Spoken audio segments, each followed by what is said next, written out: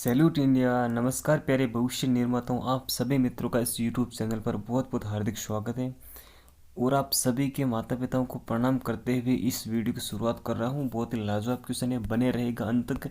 और ऐसे क्वेश्चन जो पिछले टेट एग्जाम में आ चुके हैं। ठीक है मित्रों, बात करते हैं आपके सामने लाजवाब क्वेश्चनों की। वो 100+ जो प्रैक्टिस सेट की जो सीरीज शुरू है वो हमारी बिल्कुल लगातार जारी है। उसको आप ज़्यादा से ज़्यादा लोगों तक शेयर करें, ठीक है, ताकि उसके बारे में सभी बच्चों को पता चले और वो अपना स्कोर बेहतरीन कर सके मित्रों। ठीक है, लाजवाब क्वेश्चन आपके सामने आ रहे हैं, तो इन क्वेश्चनों को हम बहुत ही बेहतरीन तरीके से इस पर चर्चा करते हुए आगे बढ़ेंगे। प्यारे मित्रों, हमने लगभग 330 क्वेश्चन बिल्कुल अच्छी तरह से कंप्लीट कर लिए थे। ठीक है, आज हम शुरू करेंगे 331 नंबर क्वेश्चन से। बस आपसे एक रिक्वेस्ट है, आप इस वीडियो को अपने प्यारे प्यारे मित्रों के साथ शेयर कर देना, अपने प्यारे भाई बहनों के साथ ऐसा शेयर कर देना ताकि उनको इसका लाभ मिल सके और आप अपने कर्तव्य का निर्वहन कर सके। ओके मित्रों, बात करते हैं 331 नंबर क्वेश्चन की। नायलॉन का आविष्कार किसने किया? आप सभी मित्र जानते हैं कि नायलॉन का आविष्कार किसने किया, और ये क्वेश्चन टेट एग्जाम में आ चुका है और यहाँ तक कि वो रीट एग्जाम में ये पूछा गया क्वेश्चन है। ठीक है मित्रों, तो बात करते हैं नायलॉन का आविष्कार किया था ऑप्शन बी वोलेस कैरोथस ने। किसने किया था? वोलेस कैरोथस ने किया था। ठीक है मित्रों, ओके, ऑप्शन बी आपका बिल्कुल करेक्ट है। नायलॉन एक क्या है? बहुलक है, जिसे न्यूयॉर्क व लंदन के वैज्ञानिकों ने मिलकर बनाया था, इसलिए इसका नाम क्या रख दिया? नायलॉन। ठीक है, ओके, न्यूयॉर्क से एन और लंदन से LON, तो नायलॉन ये नाम बन गया। ओके, बात करते हैं 332 नंबर क्वेश्चन की। पीसी कल्चर या फिर फिशी कल्चर भी बोलते हैं। पीसी कल्चर क्या है? मधुमक्खी पालन है, मछली पालन है, मुर्गी पालन है, या फिर इनमें से कोई नहीं? तो मित्रों, अगर आप कृषि के प्रकार के संबंध में ये चीज़ें जानना चाहते हैं, और आप सभी को पता है कि कल्चर से संबंधित हर एक बार एक नया क्वेश्चन पुटअप होता ही है रीड में विशेष कर से, ठीक है, तो इसके लिए आपको स्पेशल एक वीडियो मैंने अवेलेबल करवा दिया है और उसमें आपको हर प्रकार के कल्चर कि भाई मधुमक्खी पालन क्या होता है, मुर्गी पालन क्या होता है, वन संवर्धन क्या होता है, उसको बिल्कुल बेहतरीन ट्रिक के साथ आपको बिल्कुल अंगुली पे याद करवाया था मैंने। ठीक है, तो इसका जो राइट आंसर होगा प्यारे मित्रों, पीसी कल्चर कहते हैं मछली पालन को। ठीक है, और मैं आपको बताऊं कि मैंने कैसे याद करवाया, तो वो चीज़ें मैंने आपको इस तरह से याद करी, आपके डेली रूटीन से जोड़कर, डेली लाइफ से जोड़कर मैंने उस चीज़ों को आपको याद करवाया। जैसे पीसी कल्चर यानी ये क्या है आपके सामने, तो ये है प्यारे दोस्तों, ये है कोई मछली। ठीक है, क्या है वो? ये मछली। इस मछली को आप कैसे याद करेंगे? पीसी कल्चर, तो मछली को लोग खाते हैं तो वो क्या है, उसकी पीस कर करके खाते हैं, क्या करके? पीस कर खाते हैं। ठीक है, और मधुमक्खी पालन क्या हो जाएगा, तो उसको मधुमक्खी क्या देती है? शहद देती है। क्या देती है?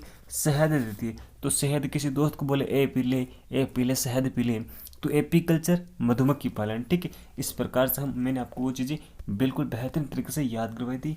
तो इसका जो ऑप्शन राइट होगा, ऑप्शन बी बिल्कुल कंप्लीट है। बात करते हैं 333 नंबर क्वेश्चन की। आगमन विधि का कौशलात्मक पक्ष है ना। कुछ क्वेश्चन ऐसे भी लेकर आऊँगा जो शिक्षण विधियों से संबंधित है।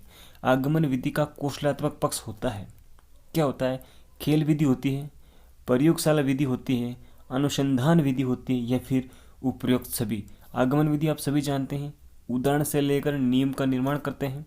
ठीक है, तो आगमन विधि का कौशलात्मक यानी कार्यात्मक बोल सकते हैं, क्रियात्मक पक्ष बोल सकते हैं, तो वह क्या होगी? तो साथियों, इसका जो राइट आंसर होगा ऑप्शन 2 होगा। क्या होगा? ऑप्शन 2 आपका बिल्कुल करेक्ट है। प्रयोगशाला विधि होती है ना, वो आगमन विधि की कौशलात्मक पक्ष होता है। ओके, तो साथियों, इन वीडियो से संबंधित महत्वपूर्ण सीरीज मैंने पहले शुरू की है, बहुत ही लाजवाब क्वेश्चन आपको अवेलेबल करवाए, तो उनको भी देखिएगा आप। ठीक है, बात करते हैं 334 नंबर क्वेश्चन की। और निम्नलिखित में से कौन सा रोग संक्रामक है? ठीक है, जो संक्रमण से फैलते हैं ऐसे रोगों को संक्रामक रोग कहते हैं। तो मधुमेह, मधुमेह जिसे हम क्या बोलते हैं? डायबिटीज, या फिर हृदयाघात, उच्च रक्तचाप, या फिर डिप्थीरिया। तो प्यारे दोस्तों, मैं आपको बता दूं, जो ऑप्शन डी है वो बिल्कुल करेक्ट है, ये एक संक्रामक रोग है। ठीक है, मधुमेह क्या है? डायबिटीज, जो इंसुलिन की कमी से होता है। किसकी कमी से? इंसुलिन की कमी से होता है डायबिटीज। ठीक है, तो ये तो हो गई इंसुलिन कमी से। हृदयाघात है, तो ये तो देखो टेंशन से भी आ सकता है। मान लीजिए किसी ने एग्ज़ाम दिया और वो पास नहीं हो, तो वैसे भी हो सकता है ये कोई चीज़ टेंशन से या फिर और किसी दिक्कत से भी हो सकता है, ये तो कोई बात नहीं। उच्च रक्तचाप ये भी है। ठीक है, डिप्थीरिया है ना, ये एक संक्रामक रोग है। कैसा? संक्रामक रोग है। और इसका पता है आपको वैक्सीन कौन सी इसकी? इसकी वैक्सीन है DTP। क्या है? DTP, तो साल में बच्चों को 3 बार लगाई जाती है। ठीक है, डिप्थीरिया, टेटनस, पर्टुसिस, है ना, डिप्थीरिया, टेटनस, पर्टुसिस। ओके, बात करते हैं 335 नंबर क्वेश्चन की। निम्नलिखित में से कौन सा परीक्षण HIV से प्रत्यक्ष संबंधित है? HIV से प्रत्यक्ष रूप से वो संबंधित है। विडाल टेस्ट, MP टेस्ट, या फिर ESR, या फिर एलिसा टेस्ट। तो मित्रों ऑप्शन डी आपका बिल्कुल करेक्ट है। ठीक है, जो एलिसा टेस्ट है वो किससे संबंधित है? HIV से संबंधित है। ठीक है, एड्स से संबंधित है। तो ऑप्शन डी यहाँ पर बिल्कुल करेक्ट है। बट हम ये भी जानते हैं कि विडाल टेस्ट क्या है, MP टेस्ट क्या है, और ESR टेस्ट क्या है। ठीक है, तो साथियों विडाल टेस्ट होता है ना, ये टाइफाइड भी किया जाता है। किसमें? टाइफाइड। ओके, टाइफाइड होता है ना, उस समय टाइफाइड की जांच के लिए विडाल टेस्ट किया जाता है। MP टेस्ट होता है मलेरिया की जांच हेतु। किसकी जांच हेतु? देखो ये तो होता है टाइफाइड, MP टेस्ट होता है मलेरिया की जांच हेतु। किसकी? मलेरिया। तो इसका फुल फॉर्म क्या होगी? Malaria parasite. क्या होता है? मलेरिया पैरासाइट, इसको ऐसे लिख सकते हैं, पैरासाइट। ठीक है, मलेरिया पैरासाइट बोल सकते हैं। और ESR ये होता है RBC को काउंट करने के लिए। किसको? RBC को काउंट करने के लिए। जबकि मैं आपको ये बताना चाहता हूँ जो ELISA है, इसकी फुल फॉर्म क्या होती है? एंजाइम, क्या?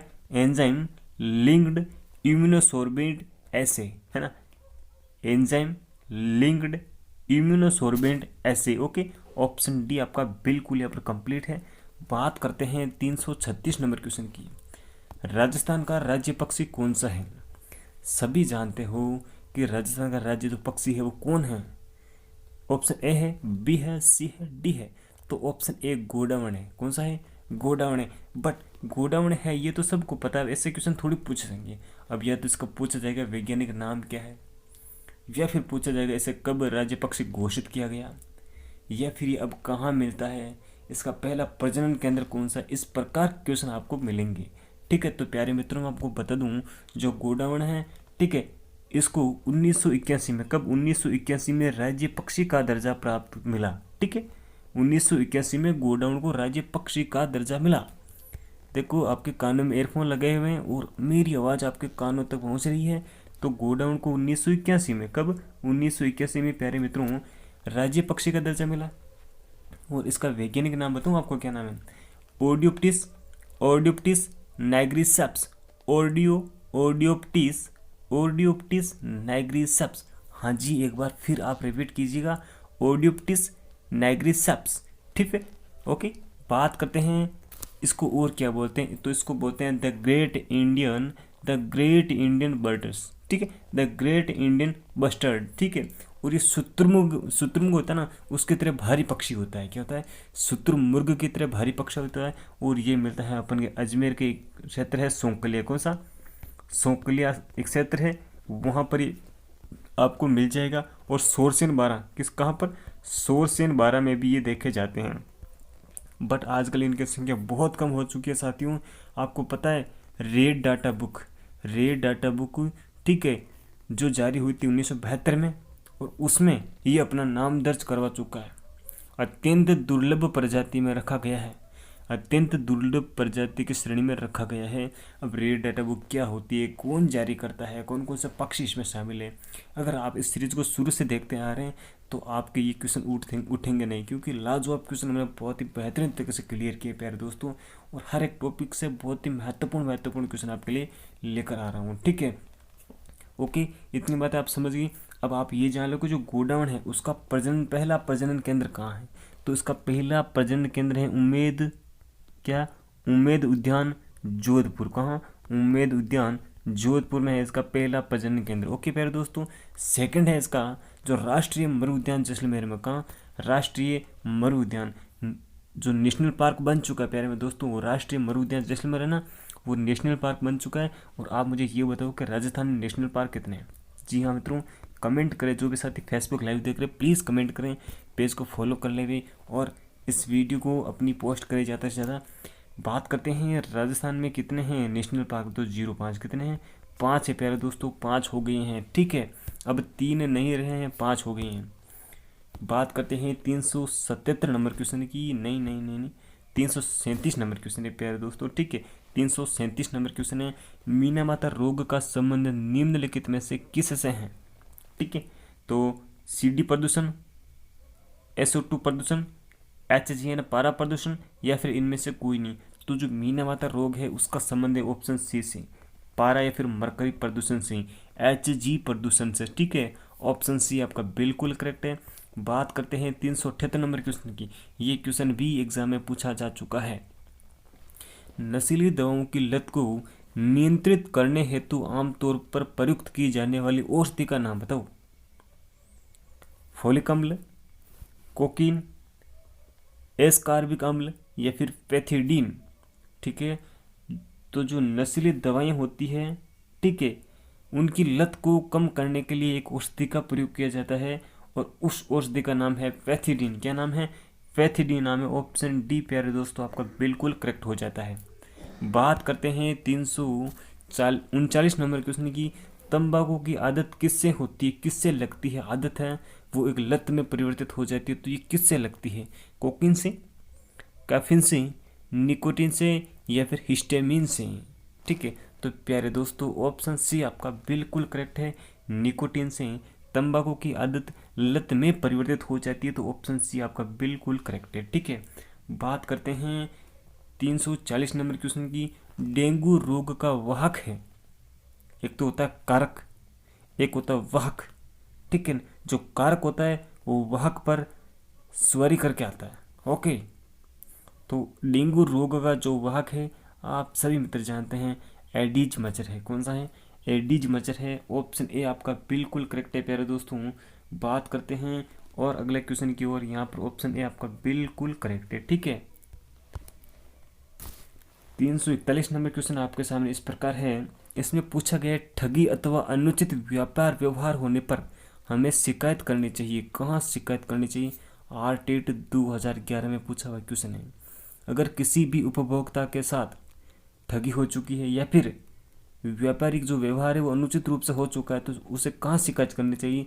तो उपभोक्ता मंच पर, जिला मुख्यालय को, तहसील को, या फिर ग्राम पंचायतों को। तो ऑप्शन फर्स्ट आपका बिल्कुल करेक्ट है। ठीक है, अब मैं आपको बताऊं कि उपभोक्ता संरक्षण अधिनियम 1986 है ना, उसके संबंध में क्या क्या क्वेश्चन बनते हैं। उपभोक्ता जो अधिकार दिवस है वो कब मनाए जाते हैं, ठीक है, और कितने अधिकार है, पहले किसने दिया, पहले किस देश में इसका प्रादुर्भाव हुआ, बहुत सारी चीज़ें। ठीक है, अगर सरकार को सहायता देने के लिए कौन सी परिषदों का गठन किया गया है, राजस्थान में परिषद, वो जो परिषद है उसका गठन कब किया गया है, और शिकायत के लिए जो 3 मंच हैं उन मंचों के क्या नाम है, पूरी चीज़ें मैंने आपको पिछले वीडियो में बहुत ही बेहतरीन तरीके से दे दिए प्यारे दोस्तों। तो ऑप्शन फर्स्ट आपका बिल्कुल यहाँ पर राइट हो जाता है। ठीक है, बात करते हैं 342 नंबर क्वेश्चन की। ऊन प्राप्त होती है, किससे प्राप्त होती है ऊन?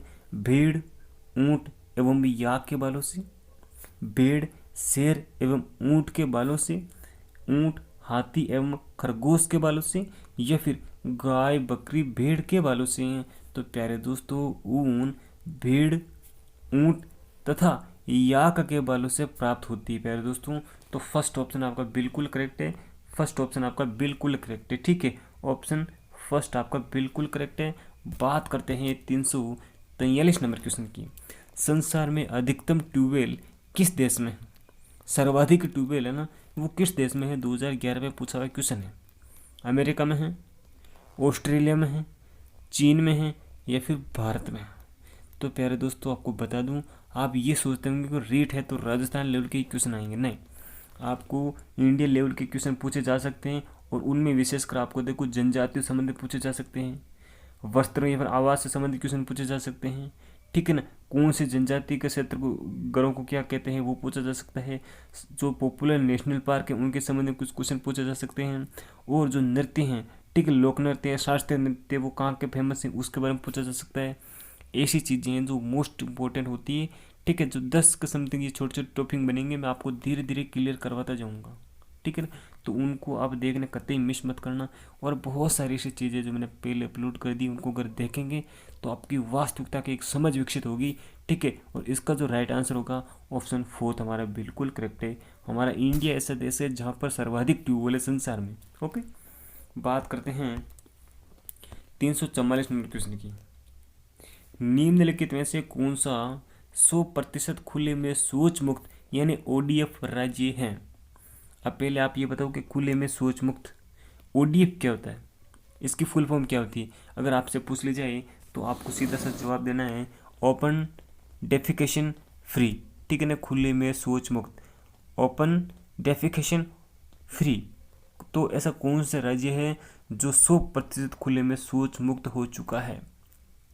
2018 में पूछा हुआ क्वेश्चन है, ठीक है। अब तो आंकड़े चेंज हो गए हैं, तो ऑप्शन उस समय थर्ड ऑप्शन बिल्कुल करेक्ट हुआ था, और अभी ये थर्ड तो सही रहेगा क्योंकि केरल था, है ना, हो गया तो है अभी, तो केरल ऑप्शन थर्ड हमारा बिल्कुल यहाँ पर राइट है प्यारे दोस्तों। बात करते हैं 345 नंबर क्वेश्चन की। तरुण भारत संघ, तरुण भारत संघ के राजेंद्र सिंह को किस कार्य के लिए मैक्सेस पुरस्कार दिया गया। तो प्यारे दोस्तों, जो तरुण भारत संघ है ना, उसके जो राजेंद्र सिंह है ना, वो क्या है, संस्थापक है। कौन है, संस्थापक हैं, अभी ये अध्यक्ष भी हैं, ठीक है, संस्थापक है और अभी अध्यक्ष है।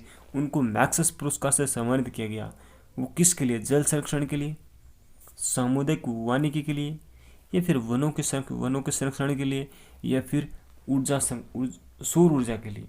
तो प्यारे दोस्तों, फर्स्ट ऑप्शन बिल्कुल करेक्ट है, जल संरक्षण के लिए तरुण भारत संघ के जो राजेंद्र सिंह है उनको मैक्सेस पुरस्कार से सम्मानित किया गया, ठीक है। तरुण भारत एक ऐसा संघ है जो लोगों को पारिस्थितिक यानी पर्यावरण के प्रति जागरूक करता है, लोगों में एक चेतना की जागृति करता है, और पर्यावरण के प्रति लोगों को सकारात्मकता को विकसित करने का महत्वपूर्ण कार्य करता है, ठीक है। तो ऑप्शन फर्स्ट हमारा बिल्कुल करेक्ट है, ठीक है। बात करते हैं 346 नंबर क्वेश्चन की। जल समस्या का निराकरण संभव है, जो आए दिन जल की समस्या बढ़ती जा रही है ना, लगभग 2% ही पीने योग्य जल बचा है, बाकी तो पानी है, और गंदे जल को क्या कहते हैं, पानी कहते हैं। इस बात को आप ध्यान रखेंगे। जल समस्या का निराकरण संभव है किससे, इस समस्या का निराकरण यानी इस समस्या से हम कैसे छुटकारा पा सकते हैं, ये पूछा गया इसके अंदर। जल अपव्यय को रोककर, जो बिना वजह से जल बहता जाता है सड़कों पर हर जगह, ठीक है, तो उसको रोककर हम जल को सुरक्षित कर सकते हैं। तो बिल्कुल सही बात है, फर्स्ट ऑप्शन सही है। समुचित जल का प्रबंधन करके, बिल्कुल सही, ऐसे भी कर सकते हैं। वाटर हार्वेस्टिंग द्वारा ये एक सिस्टम होता है, जल से जल समस्या का निराकरण होता है। तो ऑप्शन जो फोर्थ है बिल्कुल करेक्ट है, ठीक है। जल समस्या का निराकरण हम इन तीनों से ही कर सकते हैं। बात करते हैं 347 नंबर क्वेश्चन की। 11 जुलाई को मनाया जाता है, तो 11 जुलाई को कौन सा दिवस मनाया जाता है प्यारे दोस्तों, कमेंट करें जो भी साथी फेसबुक लाइव देख रहे हैं। और हाँ, इस बात का आप ध्यान रखेंगे, दिवस विशेष के नाम से एक वीडियो मैंने अपलोड किया है, बहुत ही लाजवाब, आपको किस प्रकार से दिवसों को याद करना है, वो टेट एग्जाम विशेष उनको मद्देनजर रखते हुए सभी जो दिवस है उनका मैंने वीडियो बिल्कुल अपलोड कर दिया प्यारे दोस्तों। तो 11 जुलाई को विश्व स्वास्थ्य दिवस मनाया जाता है, विश्व जनसंख्या दिवस मनाया जाता है, अंतर्राष्ट्रीय महिला दिवस मनाया जाता है, या फिर विश्व जल दिवस मनाया जाता है, ठीक है। तो 11 जुलाई को विश्व जनसंख्या दिवस मनाया जाता है प्यारे दोस्तों, ठीक है, क्योंकि इस दिन क्या हुआ था, पिछली बार 1987 में जनगणना हुई थी, और उस समय हमारी जो जनसंख्या थी 5 अरब पार कर गई, ठीक है। बात करते हैं 348 नंबर क्वेश्चन की। गणगौर का तात्पर्य गणगौर का त्योहार मनाया जाता है, कब मनाया जाता है गणगौर का त्योहार। तो फर्स्ट ऑप्शन है चैत्र शुक्ल तीज को, श्रावण शुक्ल तीज को, भाद्रपद कृष्ण अष्टमी को, या फिर चैत्र शुक्ल नवमी को। तो गणगौर मनाई जाती है हमारे चैत्र शुक्ल तीज को। किसको, चैत्र शुक्ल तीज को। यह महिलाओं का प्रमुख त्योहार है जो चैत्र शुक्ल तीज को आता है, ठीक है। ऑप्शन फर्स्ट हमारा बिल्कुल राइट है। और हम जानेंगे गणगौर के बारे में विशेष जानकारी, ठीक है। गण धन घोर, ठीक है, दो शब्दों से मिलकर बना है। तो गण का अर्थ क्या होता है, घोर का अर्थ क्या होता है। तो गण का अर्थ होता है शिव, क्या शिव या फिर ईश्वर बोलते हैं, क्या बोलते हैं। और घोर का मतलब होता है पार्वती, क्या बोलते हैं पार्वती, या फिर इसे हम घवर बोल सकते हैं, क्या बोलते हैं घवर बोल सकते हैं, ठीक है। देखो गण का तो हो गया ईश्वर या शिव, और घोर को हो गया घवर या पार्वती, ठीक है। तो पार्वती और शिव जी के अखंड प्रेम का प्रतीक ये त्योहार गणगौर है, महिलाओं का प्रमुख त्योहार है, ठीक है, ऐसा मान लो आप। अब आपसे कुछ फैक्ट इसके बारे में बताता हूँ कि शाही गणगौर की सवारी कहाँ निकाली जाती है। तो इसका आंसर होगा कि शाही गणगौर की सवारी, शाही गणगौर की सवारी कहाँ निकाली जाती है? तो आपका ऑप्शन राइट होना चाहिए जयपुर। कौन सा? जयपुर होना चाहिए प्यारे दोस्तों। शाही गणगौर की जो सवारी है वो जयपुर शहर में निकाली जाती है। ठीक है, अब गुलाबी गणगौर की सवारी कहाँ निकाली जाती है? देखो, शाही की हो गई, शाही यानी शाही की हो गई जयपुर में। कहाँ हो गई? जयपुर में। अब आपको पूछा है कि गुलाबी गणगौर की सवारी कहाँ निकाली जाती है? ठीक है, तो नाथ द्वारा राजसमंद कहाँ निकाली जाती है? नाथ द्वारा राजसमंद में गुलाबी गणगौर की सवारी निकाली जाती है। ठीक है, ये हो गया अपन का इसका आंसर। देखो, शाही गणगौर की सवारी निकाली जाती है जयपुर शहर में, जबकि जो गुलाबी गणगौर है उसकी सवारी निकाली जाती है नाथ द्वारा राजसमंद में। ठीक है, दो चीज़ें कंप्लीट हो रही है। और ये प्रमुख त्यौहार किसका है? तो महिलाओं का प्रमुख त्यौहार है। ठीक है, अब एक चीज़ हो रही थी कि गिंगा गणगौर की सवारी कहाँ निकाली जाती है? किसकी? गिंगा गणगौर की। गिंगा गणगौर की सवारी कहाँ निकाली जाती है? तो इसका आंसर आप देंगे मुझे। इसका आंसर बताऊँ आपको, उदयपुर में। कब?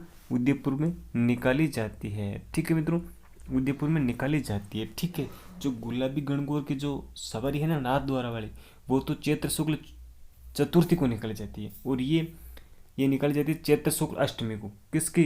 गिंगा गणगौर की जो सवारी है। ठीक है, एक मोस्ट इंपॉर्टेंट क्वेश्चन ये बनता है कि केवल केवल गवर की यानी पार्वता की जो गणगौर की जो सवारी है वो कहाँ निकाली जाती है? केवल केवल गवर की गणगौर, केवल गवर की गणगौर, या फिर ऐसे बोल सकते हैं बिना ईसर की गणगौर, बिना ईसर की गणगौर। तो यह सवारी कहाँ निकाली जाती है? ये जैसलमेर में निकाली जाती है। कहाँ निकाली जाती है? जैसलमेर में निकाली जाती है। ठीक है, क्या पूछा मैंने पूछा है केवल गवर की गणगौर। देखो, मैं लिख देता हूँ यहाँ पर कुछ बहुत ही लाजवाब चीज़ है। केवल गवर की गणगौर, ठीक है, मतलब ईसर नहीं है, बिना ईसर की गणगौर है। तो ये सवारी निकल जाती है कहाँ पर? अपने जैसलमेर में। कहाँ? जैसलमेर में। ठीक है, क्यों? जब जैसलमेर में है ना गणगौर की सवारी निकाली जा रही थी, तो एक तरफ क्या थे? शिव जी और एक तरफ पार्वता। ठीक है, तो शिव जी की जो प्रतिमा थी वो तो बनी हुई थी धातु से सोने की, और जो गणगौर की थी वो बनी हुई थी किसकी? मिट्टी की। ठीक है, तो इसमें क्या हुआ? बीकानेर वालों ने यहाँ पर आक्रमण कर दिया, और इसमें शिवजी की मूर्ति को यहाँ से उठाकर ले गए, और जो गणगौर है वो गौर है वो अकेली रह गई, गवर।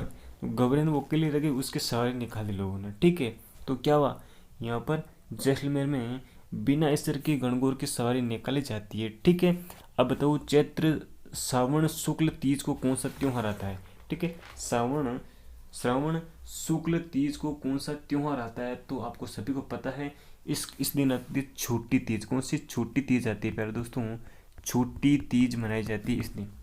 ठीक है, जो और तीज की सवारी कहाँ की फेमस है? तीज की जो सवारी है वो भी जयपुर की फेमस है। कहाँ की फेमस है? जयपुर की फेमस है प्यारे दोस्तों। तीज की सवारी भी कहाँ की फेमस है? जयपुर की फेमस है। ठीक है, इस दिन क्या होता है कि जो विवाहिता महिला होती है ना, वो अपने पतिदेव की दीर्घायु के लिए व्रत रखती है, और जो अविवाहित बालिका होती है वो अच्छे वर की प्राप्ति हेतु व्रत रखती है। ठीक है, और रात को चंद्रोदय होने के बाद ही वो उसको अर्घ देकर उसका व्रत खोलती है। ठीक है प्यारे दोस्तों, आप सभी जानते हो तीज की जो है ना छोटी तीज, वो जयपुर की प्रसिद्ध है। कहाँ की है? जयपुर की प्रसिद्ध है। ओके, बात करते हैं भाद्रपद कृष्ण अष्टमी को कौन सा दिवस ये क्या आता है? तो आप सभी जानते हैं जन्माष्टमी आती है। क्या आती है? जन्माष्टमी आती है इस दिन। ठीक है, बात करते हैं, और इसका ऑप्शन राइट फर्स्ट वाला है। कौन सा? फर्स्ट ऑप्शन बिल्कुल राइट है, गणगौर वाला। बात करते हैं 349 नंबर क्वेश्चन की। विश्व पर्यावरण दिवस मनाया जाता है। मैंने आपको कहा है लाजवाब, अगर आपको दिवस याद करना ना तो पूरी वीडियो देख ले, दिवस विशेष का बहुत लाजवाब है। ठीक है, तो 22 मार्च को, 22 अप्रैल को, 5 जून या फिर 16 सितंबर को मनाया जाता है। कब मनाया जाता है विश्व पर्यावरण दिवस? तो सभी साथी जानते हैं 5 जून को विश्व पर्यावरण दिवस मनाया जाता है। राजस्थान राज्य के प्राचीन जल संग्रहण स्रोत हैं। राज्य के प्राचीन जल संग्रहण यानी जल को सुरक्षित रखने का, जल को इकट्ठा करने का जो स्रोत है वो कौन से हैं? बावड़ी, जोहड़, नाड़ी या फिर उक्त सभी। तो ऑप्शन जो फोर्थ है बिल्कुल राइट है। ठीक है, सभी जो है ना स्रोत है वो जल संग्रहण के हैं। अगर आप प्यारे भारत के विभिन्न राज्यों के राष्ट्रीय पार्क है उनके संबंध में डिटेल से जानकारी प्राप्त करना चाहते हैं, लाजवाब तरीके से अगर आप चाहते हैं कि वो हमें बिल्कुल आसानी से याद हो जाए ट्रिक के साथ, तो आप मुझे कमेंट करें, मैं आपको वो वीडियो भी अवेलेबल कराऊंगा। बहुत ही बेहतरीन तरीके से आप सभी प्यारे दोस्तों को वो चीज़ें याद दिलवा दूंगा और करवा दूंगा। और ये भी बताऊंगा कि हमारे राजस्थान के कौन कौन से नेशनल पार्क हैं, कितने हैं, 5 हैं तो 2 और कौन से जुड़ गए, ठीक है, इनके संबंध में क्या विशेष चीज़ें हैं और कौन सा जो नेशनल पार्क है वो क्यों फेमस है, किस कारण फेमस है, ठीक है। तो बने रहेगा मित्रों, इसी तरह सीरीज़ को प्यार दीजिए और अपने प्यारे मित्रों के साथ इसको साझा जरूर करना। जो भी साथी फेसबुक लाइव देख रहे हैं, आप इस पोस्ट को ज़्यादा से ज़्यादा शेयर करें, चैनल को सब्सक्राइब करें। और अगर आप इसकी PDF प्राप्त करना चाहते हैं तो टारगेट टेट एग्ज़ाम नामक टेलीग्राम चैनल को ज्वाइन कर लें। वहाँ पर आपको हर प्रकार के महत्वपूर्ण जो नोट्स है वो अवेलेबल करवाए जाते हैं। तो thank you for watching this video. Salute India, salute, okay, thanks.